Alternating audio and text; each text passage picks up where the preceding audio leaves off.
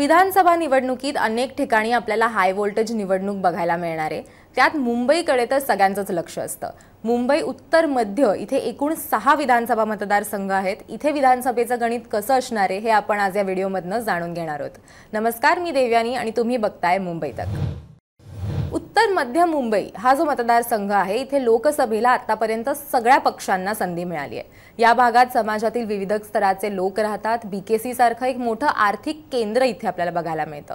त्याचबरोबर फिल्म इंडस्ट्रीमधले अनेक सेलिब्रिटीज, अनेक स्टार्स इथे राहतात आणि त्याचबरोबर इथे अनेक कोळीवाडे देखील आहेत।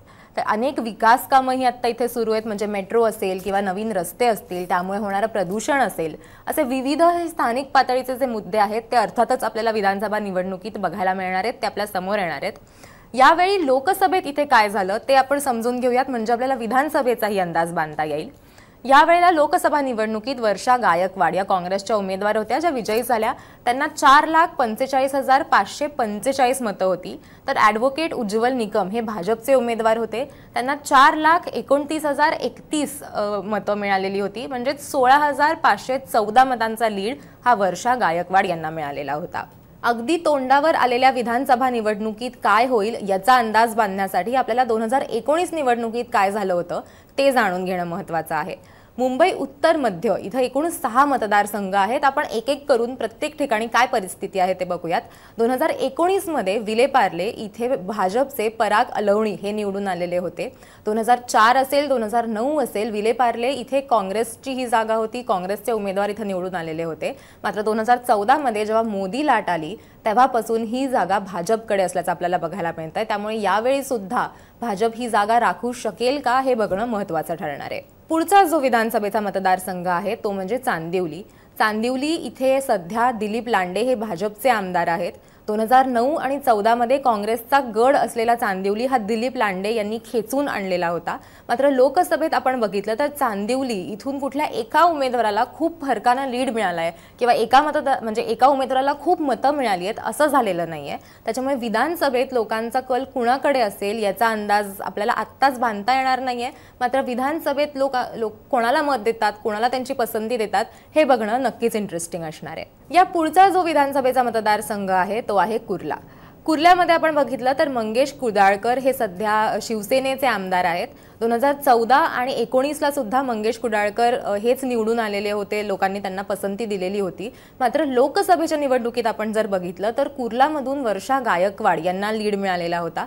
त्यामुळे शिवसेना आता फूट पडल्यानंतर हा गड राखते का, राखू शकेल का हे बघणं देखील इंटरेस्टिंग असणार आहे। या पुढचा जो विधानसभेचा मतदारसंघ आहे तो आहे कलिना। कलिनामध्ये आपण जर बघितलं तर संजय पोतनीस हे शिवसेना उबाठाचे आमदार आहेत। आपण जर बघितलं तर हे खूप इंटरेस्टिंग आहे, कारण की हा पूर्ण भाग जो आहे इथं शिवसेना उबाठाचा आता सध्या हे एकमेव आमदार आहेत। 19ला आपण बघितलं तर अर्थात इतर मतदारसंघांमध्ये देखील त्यांचे आमदार होते, मात्र आता आपण जर बघितलं तर उबाठाचा हा एकमेव आमदार आहेत जे आपल्याला इथं बघायला मिळतात। 2014 आणि 19ला देखील संजय पोतनीस हे निवडून आलेले होते। आपण बघितलं तर मुंबई उत्तर मध्यमध्ये मातोश्री हे जे ठाकरेंचं निवासस्थान आहे ते देखील येतं वांद्रे पूर्वमध्ये। मात्र इतकं असूनही इथं शिवसेना उबाठाचा एकच आमदार आपल्याला बघायला मिळतो। पुढचा जो मतदारसंघ आहे तो आहे वांद्रे पूर्व आणि इथे झीशान सिद्दीकी हे काँग्रेसचे जे उमेदवार होते ते निवडून आलेले होते। आपण जर बघितलं तर वांद्रे पूर्वमध्ये मातोश्री हे ठाकरेंचं, जसं मी म्हटलं, निवासस्थान हे तिथंच आहे। मात्र इतकं असून सुद्धा इथं त्यांचा एकच आमदार आहे। वांद्रे पूर्व हा सुरुवातीपासूनच खरं तर शिवसेनेचा गड होता। मात्र 2019 मध्ये काँग्रेसच्या झीशान सिद्दीकी यांनी शिवसेनेच्या विश्वनाथ महाडेश्वर यांना 5,790 मतांनी त्यांचा पराभव केला आणि हा शिवसेनेचा जो गड आहे तो अनेक वर्षांनंतर काँग्रेसकडे गेला। आपण जर बघितलं तर शिवसेनेचे जे उमेदवार होते विश्वनाथ महाडेश्वर याचं निधन झालंय। त्याच्यामुळे यावेळी शिवसेना उबाठा इथं कोणाला उमेदवारी देणार आहे हे बघणं अतिशय महत्त्वाचं ठरणार आहे, कारण त्यांना हा गड जो आहे तो पुन्हा स्वतःकडे खेचून आणायचा आहे। पण आपण जर बघितलं तर शिवसेना, राष्ट्रवादी काँग्रेस, शरद पवार गट आणि काँग्रेस हे एकत्र विधानसभेच्या निवडणुका लढणार आहेत। त्याच्यामुळे ही जागा महाविकास आघाडी म्हणून ते लढतायत, तर तेव्हा पुन्हा एकदा झीशान सिद्दीकी यांनाच तिकीट मिळेल का उद्धव ठाकरे पुन्हा एकदा ही जागा स्वतःकडे घेतील हे आपल्याला काही दिवसात स्पष्ट होईल।